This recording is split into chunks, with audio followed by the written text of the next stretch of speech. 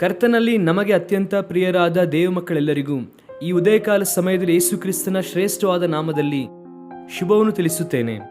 ಯೇಸು ಕ್ರಿಸ್ತನ ನಾಮವು ಶಕ್ತಿಯುಳ್ಳ ನಾಮ, ಎಲ್ಲ ನಾಮಕ್ಕಿಂತಲೂ ಕೂಡ ಮೇಲಾದ ನಾಮ ಯೇಸುವಿನ ನಾಮ. ಅನೇಕ ವರ್ಷಗಳ ಹಿಂದೆ ಒಂದು ಹಾಡನ್ನು ಬರೆಯುವುದಕ್ಕೆ ಪರಿಶುದ್ಧಾತ್ಮನು ಸಹಾಯ ಮಾಡಿದರು. ಶ್ರೇಷ್ಠವಾದ ನಾಮ, ಶಕ್ತಿಯುಳ್ಳ ನಾಮ ಎಂಬುದಾಗಿ. ನಿಮ್ಮಲ್ಲಿ ಅನೇಕರು ಆ ಹಾಡನ್ನು ಕೇಳಿರುತ್ತೀರಾ. ಯೇಸು ಕ್ರಿಸ್ತನ ನಾಮದ ಕುರಿತಾದ ಒಂದು ಅದ್ಭುತವಾದ ವಿವರಣೆಯು ಆ ಹಾಡಿನಲ್ಲಿ ಇರುತ್ತದೆ. ಯಾಕೆ ಈ ಮಾತನ್ನು ಹೇಳುತ್ತಾ ಇದ್ದೇನೆಂದರೆ, ಯೇಸು ಕ್ರಿಸ್ತನ ನಾಮದ ಉಚ್ಚಾರಣೆಯಲ್ಲಿ ದೊಡ್ಡ ಆಶೀರ್ವಾದವನ್ನು ನಾವು ನಮ್ಮ ಜೀವಿತದಲ್ಲಿ ಹೊಂದಿಕೊಳ್ಳುತ್ತೇವೆ. ಎಷ್ಟೋ ಜನ ಯೇಸುವಿನ ನಾಮದಲ್ಲಿ ರಕ್ಷಣೆ ಹೊಂದುತ್ತಾ ಇದ್ದಾರೆ. ಯೇಸುವಿನ ನಾಮದಲ್ಲಿ ಬಿಡುಗಡೆ ಇದೆ. ದುರಾತ್ಮ ಶಕ್ತಿಗಳು ಓಡಿ ಹೋಗುತ್ತಾ ಇದೆ ಕರ್ತನ ನಾಮದಲ್ಲಿ. ಅಂತಹ ಉನ್ನತವಾದ ನಾಮವನ್ನು ಹೊಂದಿರುವುದಕ್ಕೆ ನಾವು ದೇವರನ್ನು ಘನಪಡಿಸಬೇಕು.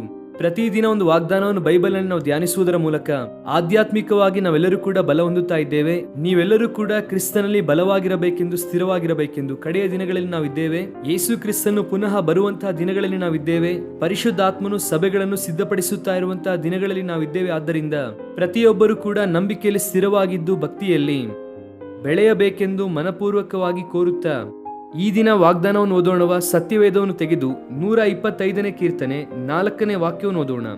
Sam 125 and verse 4. ಯೆಹೋವನೇ, ಒಳ್ಳೆಯವರು ಯಥಾರ್ಥ ಚಿತ್ತರು ಆಗಿರುವವರಿಗೆ ಉಪಕಾರ ಮಾಡು. Do good, O Lord, unto those that be good, unto them that are upright in their hearts. ತಮ್ಮ ಹೃದಯದಲ್ಲಿ ಯಥಾರ್ಥವುಳ್ಳವರಿಗೆ ಉಪಕಾರವನ್ನು ಮಾಡು. ಉಪಕಾರ ಮಾಡುವ ದೇವರು ಆತನು. ಪ್ರಿಯರೇ, ಗಮನಿಸಿರಿ, ಈ ಮಾತನ್ನು ನಾವು ಈ ರೀತಿಯಾಗಿ ಅರ್ಥ ಮಾಡಿಕೊಳ್ಳೋಣ. ದೇವರು ಒಳ್ಳೆಯವರಿಗೆ ಉಪಕಾರವನ್ನು ಮಾಡುತ್ತಾರೆ. ಯಥಾರ್ಥರಿಗೆ ಒಳಿತನ್ನು ಮಾಡುವ ದೇವರು. ಒಳಿತು ಉಂಟಾಗಬೇಕೆಂಬುದಕ್ಕಾಗಿ ಅಲ್ವಾ ಇದನ್ನ ಎಷ್ಟೋ ಜನ ಎಷ್ಟೋ ಪ್ರಯತ್ನ ಮಾಡುತ್ತಿದ್ದಾರೆ, ಎಷ್ಟೋ ಕಡೆ ಓಡುತ್ತಾ ಇದ್ದಾರೆ. ಬೆಳಗ್ಗೆ ಎದ್ದಾಗಿನಿಂದ ರಾತ್ರಿ ಮಲಗುವ ತನಕ ಭಕ್ತಿ ಕಾರ್ಯಕ್ರಮಗಳು, ಧಾರ್ಮಿಕ ಕಾರ್ಯಕ್ರಮಗಳು, ಸಾಮಾಜಿಕ ಕಾರ್ಯಕ್ರಮಗಳು, ಸೇವಾ ಕಾರ್ಯಕ್ರಮಗಳು, ಎಷ್ಟೋ ಕಾರ್ಯಕ್ರಮಗಳನ್ನು ಮಾಡುವುದಕ್ಕೆ ಕಾರಣ ಒಳಿತು ಉಂಟಾಗಬೇಕೆಂದೇ. ನಿಜವಾದ ಒಳಿತನ್ನು ಯಾರು ಮಾಡುತ್ತಾರೆ, ಎಲ್ಲಿ ಇದೆ ಎಂಬುದಾಗಿ ಪರಿಶೀಲಿಸುವುದಾದರೆ ಈ ಕೀರ್ತನಗಾರನು ಹೇಳುತ್ತಾ ಇದ್ದಾನೆ, ದೇವರೇ, ನೀ ಒಳ್ಳೆಯವರಿಗೆ ಉಪಕಾರವನ್ನು ಮಾಡು.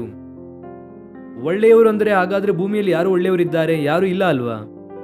ಎಲ್ಲರೂ ಕೂಡ ಅನೀತಿವಂತರೇ, ನೀತಿವಂತರು ಇಲ್ಲ, ಒಬ್ಬರಾದರೂ ಇಲ್ಲ ಎಂಬುದಾಗಿ ವಾಕ್ಯವು ಕೂಡ ಹೇಳುತ್ತದೆ. ಹಾಗಾದ್ರೆ ಈ ಒಳ್ಳೆಯವರು ಎಲ್ಲಿಂದ ಬಂದರು? ಈ ಒಳ್ಳೆಯತನ ಎಲ್ಲಿಂದ ಬಂತು ಅಂದರೆ ದೇವರ ನೀತಿಯಿಂದ ತುಂಬಲ್ಪಟ್ಟಂತವರು, ದೇವರ ನೀತಿಯಿಂದ, ದೇವರ ಒಳಿತಿನಿಂದ ತಮ್ಮ ಜೀವಿತವನ್ನು ತುಂಬಿಸಿಕೊಂಡಂತವರು. ನಾನು ಪಾಪಿ, ದೇವರು ನನಗೆ ಅವಶ್ಯ. ಯೇಸು ಕ್ರಿಸ್ತನು ರಕ್ಷಕನಾಗಿ ಲೋಕಕ್ಕೆ ಬಂದರು. ರಕ್ಷಕನು ಅವಶ್ಯ ಎಂಬುದಾಗಿ ಯಾರು ಪಶ್ಚಾತ್ತಾಪಪಟ್ಟು ತಮ್ಮ ಪಾಪದ ನಿಮಿತ್ತವಾಗಿ ಪಶ್ಚಾತ್ತಾಪಪಟ್ಟು ದೇವರ ಬಳಿಗೆ ಬರುತ್ತಾರೋ ಅವರು ದೇವರ ನೀತಿಯಿಂದ ಉಚಿತವಾಗಿ ತುಂಬಲ್ಪಡುತ್ತಾರೆ, ನೀತಿವಂತರಾಗಿ. ಅಂತಹ ಅನುಭವ ನಿನ್ನಲ್ಲಿದ್ದರೆ ದೇವರು ನಿನಗೆ ಒಳಿತನ್ನು ಮಾಡುವುದಕ್ಕೆ ಆತನು ಯಾವಾಗಲೂ ಸಿದ್ಧರಾಗೇ ಇದ್ದಾರೆ. ಆತನು ಎಲ್ಲರಿಗೂ ಉಪಕಾರ ಮಾಡುತ್ತಾ ಇದ್ದಾರೆ, ನೀತಿವಂತರಿಗಾಗಲಿ ಅನೀತಿವಂತರಿಗಾಗಲಿ. ಯಾರು ಕರ್ತನನ್ನು ಗಟ್ಟಿಯಾಗಿ ಹಿಡಿದುಕೊಳ್ಳುತ್ತಾರೋ ಅವರ ಜೀವಿತದಲ್ಲಿ ಅಧಿಕವಾದ ಮೇಲುಗಳನ್ನು, 2ರಷ್ಟು ಒಳಿತನ್ನು ಕರ್ತನು ಮಾಡುವುದಕ್ಕೆ ಇಷ್ಟಪಡುತ್ತಿದ್ದಾರೆ. ಒಳ್ಳೆಯವರು ಎನ್ನುವಂತಹ ಮಾತಲ್ಲಿ ಯಾಕೆ ಉಪಯೋಗಿಸಲ್ಪಟ್ಟಿದೆ ಅಂದರೆ ಆ ಕೀರ್ತನೆಯಲ್ಲಿ 2 ವಿಧವಾದಂತಹ ಗುಂಪುಗಳಿದೆ. ಅದರಲ್ಲಿ ಒಂದು ಭಕ್ತಿಹೀನರೆಂಬುದಾಗಿ ಕೀರ್ತನಗಾರನಲ್ಲಿ ಬರೆದಿದ್ದಾರೆ. ಅನೇಕರು ಈ ಲೋಕದಲ್ಲಿ ಭಕ್ತಿಹೀನರು ಇದ್ದಾರೆ. ದೇವರನ್ನು ಮೆಚ್ಚಿಸುತ್ತಾ ಇದ್ದೇವೆ ಎಂಬುದಾಗಿ ಹೇಳುತ್ತಲೇ, ಭಕ್ತಿ ಮಾಡುತ್ತಾ ಇದ್ದೇವೆ ಎಂಬುದಾಗಿ ಹೇಳುತ್ತಲೇ ದೇವರಿಂದ ದೂರವಾಗಿ ಬದುಕುತ್ತಾ ಇರುವಂತಹ ಭಕ್ತಿಹೀನರು ಅನೇಕರಿದ್ದಾರೆ. ಒಂದು ವೇಳೆ ಅಂತಹ ಭಕ್ತಿಹೀನತೆ ನಿನ್ನಲ್ಲಿದ್ದರೆ ನೀನು ದೇವರಿಂದ ಒಳಿತನ್ನು ಹೊಂದಿಕೊಳ್ಳುವುದಕ್ಕೆ ಆಗಲ್ಲ. ಏನೋ ತಾತ್ಕಾಲಿಕವಾಗಿ ಚಿಕ್ಕ ಅದ್ಭುತಗಳೇನೋ ಉಂಟಾಗುವ ರೀತಿಯಲ್ಲಿ ಅಥವಾ ತಾತ್ಕಾಲಿಕವಾಗಿ ನೀನು ಡೆವಲಪ್ ಆಗುವ ಹಾಗೆ ಕಾಣಿಸಬಹುದು. ಆದರೆ ಸಾರ್ಥಕವಾದ ಒಳಿತು ನಿಮ್ಮ ಜೀವಿತದಲ್ಲಿ ನಡೆಯುತ್ತಾ ಇಲ್ಲ. ಭಕ್ತಿಹೀನತೆ. 2ನೆಯ ಗುಂಪು ಯಾರು ಅಂದರೆ ತಮ್ಮ ವಕ್ರ ಮಾರ್ಗದಲ್ಲಿ ತಿರುಗುವಂತವರು ಎಂಬುದಾಗಿ ಬರೆಯಲ್ಪಟ್ಟಿದೆ. ವಕ್ರ ಮಾರ್ಗದಲ್ಲಿ ನಡೆಯುವಂತವರು. ಚೀನಾದಲ್ಲಿ ಮನೆಗಳನ್ನು ವಕ್ರವಾಗಿ ಅಂದರೆ ಸೊಟ್ಟ ರೀತಿಯಲ್ಲಿ ಕಟ್ಟುತ್ತಾರೆ, ದೆವ್ವಗಳು ಬರಬಾರದೆಂಬುದಾಗಿ. ಜೀವಿತವೇ ಡೊಂಕಾಗುತ್ತಾ ಇದೆ ಅನೇಕರಿಗೆ. ಡೊಂಕಾದ ಮಾತುಗಳು, ಡೊಂಕಾದ ದೃಷ್ಟಿ, ಡೊಂಕಾದ ನಡವಳಿಕೆ. ನೀನು ಯಾವತ್ತೂ ಆಶೀರ್ವಾದ ಹೊಂದುವುದಿಲ್ಲ. ತಮ್ಮ ಡೊಂಕು ದಾರಿಯನ್ನು ಹಿಡಿದಂತವರು ಕೆಲವರು, ತಮ್ಮ ಭಕ್ತಿಹೀನತೆಯಲ್ಲಿ ನಡೆಯುವಂತವರು ಕೆಲವರು. ಈಗ 3ನೇ ಗುಂಪು ಒಳ್ಳೆಯವರೆಂಬುದಾಗಿ ಬರೆದಿದ್ದಾರೆ. ಅಂದ್ರೆ ಈ ಒಳ್ಳೆಯವರು ಆ 2 ಕ್ಯಾಟಗರಿಗೆ ಸೇರದಂತವರು. ನಿನ್ನ ಜೀವಿತದಲ್ಲಿ ಅಂತಹ ಒಳ್ಳೆಯತನ ಇದೆಯಾ? ಯಥಾರ್ಥವಾಗಿ ದೇವರ ಸನ್ನಿಧಿಯಲ್ಲಿ ಪ್ರಾರ್ಥಿಸುತ್ತಾ ಇದ್ದೀಯಾ? ಯಥಾರ್ಥವಾಗಿ ದೇವರನ್ನು ದೃಷ್ಟಿಸುತ್ತಾ ಇದ್ದೀಯಾ? ಬೈಬಲ್ ನೀವು ಯಾರನ್ನು ಬೇಕಾದರೂ ತೆಗೆದುಕೊಳ್ಳಿ, ದೇವರ ಸನ್ನಿಧಿಯಲ್ಲಿ ಪ್ರಾರ್ಥನೆ ಮಾಡಿ ಒಳಿತನ್ನು ಹೊಂದಿದಂತಹ ಪ್ರತಿಯೊಬ್ಬರು ಯಥಾರ್ಥವಾಗಿ ದೇವರನ್ನು ಸೇವಿಸಿದಂತವರು, ಯಥಾರ್ಥವಾಗಿ ಪ್ರಾರ್ಥಿಸಿದಂತವರು. ಜ್ಞಾನೋಕ್ತಿಗಳ ಪುಸ್ತಕದಲ್ಲಿ ಒಂದು ಮಾತಿದೆ, ಯಥಾರ್ಥವಂತರ ಪ್ರಾರ್ಥನೆಯು ಆತನಿಗೆ ಆನಂದಕರವಾದದ್ದೆಂಬುದಾಗಿ ಇದೆ.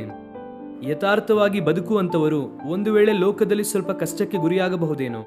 ನಿಮ್ಮ ಆಫೀಸಲ್ಲಾಗಲಿ ಅಥವಾ ನಿಮ್ಮ ಯೂನಿವರ್ಸಿಟಿಯಲ್ಲಾಗಲಿ, ನೀನು ಕೆಲಸ ಮಾಡುವಂತಹ ಸ್ಥಳದಲ್ಲಾಗಲಿ, ಬಹುಶಃ ನಿನ್ನ ಕುಟುಂಬದಲ್ಲಾಗಲಿ ಅಥವಾ ನಿನ್ನ ಸಭೆಯಲ್ಲಿ ಯಥಾರ್ಥವಂತನಾಗಿರುವುದಕ್ಕೆ ಅನೇಕರು ನಿನ್ನ ಕುರಿತಾಗಿ ತಪ್ಪಾಗಿ ಮಾತನಾಡಬಹುದು, ನಿನ್ನನ್ನು ಕೀಳಾಗಿ ನೋಡಬಹುದೇನೋ. ನಿನ್ನ ಯಥಾರ್ಥತೆ ನಿಮಿತ್ತ ಅನೇಕರು ನಿನ್ನನ್ನು ಪಕ್ಕಕ್ಕೆ ತಳ್ಳಬಹುದೇನೋ, ಒಂಟಿಗಳಾಗಿ ನಿನ್ನನ್ನು ಪಕ್ಕಕ್ಕೆ ನಿಲ್ಲಿಸಬಹುದೇನೋ. ಆದರೆ ನಿನ್ನ ದೇವರು ಅಂತವರಲ್ಲ. ನಿನ್ನ ಯಥಾರ್ಥತೆಯನ್ನು ಘನಪಡಿಸುವ ದೇವರು ಆತನು. ಆಮೇನ್.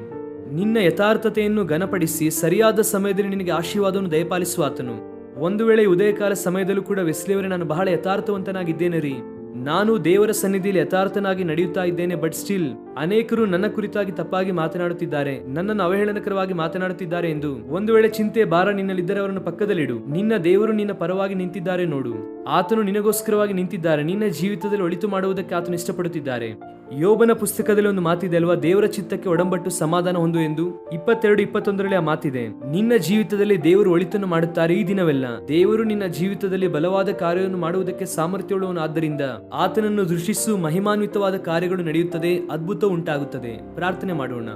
ಪ್ರೀತಿಯುಳ್ಳ ತಂದೆ, ಉನ್ನತನಾದ ದೇವ, ನಿಮಗೆ ಸ್ತೋತ್ರ. ಒಳ್ಳೆಯವರಿಗೆ ಉಪಕಾರ ಮಾಡುವ ದೇವರು, ಯಥಾರ್ಥರಿಗೆ ಉಪಕಾರ ಮಾಡುವಂತಹ ದೇವರು ನೀವಾಗಿದ್ರೆ ಅದಕ್ಕಾಗಿ ನಿಮಗೆ ಸ್ತೋತ್ರ. ಅನೇಕ ಸಾರಿ ಕೇಡಿನಿಂದ ತಪ್ಪಿಸಿಕೊಳ್ಳಬೇಕೆಂದು ಎಷ್ಟೋ ಸಾರಿ ಪ್ರಯತ್ನ ಪಡುತ್ತೇವೆ. ಆದರೆ ನಿನ್ನ ಪ್ರೀತಿ, ನಿನ್ನ ಕೃಪೆ ನಮ್ಮ ಮೇಲೆ ಸುರಿಸಿ ನಮ್ಮ ಪಾಪವನ್ನು ತೊಳೆದು ನಿಮ್ಮ ರಕ್ತದಿಂದ ತೊಳೆದು ಪರಿಶುದ್ಧರನ್ನಾಗಿ ಮಾಡಿ ನೀತಿವಂತರಾಗಿ ನಮ್ಮನ್ನು ನಿರ್ಣಯಿಸಿದ್ದಕ್ಕಾಗಿ ಸ್ತೋತ್ರ.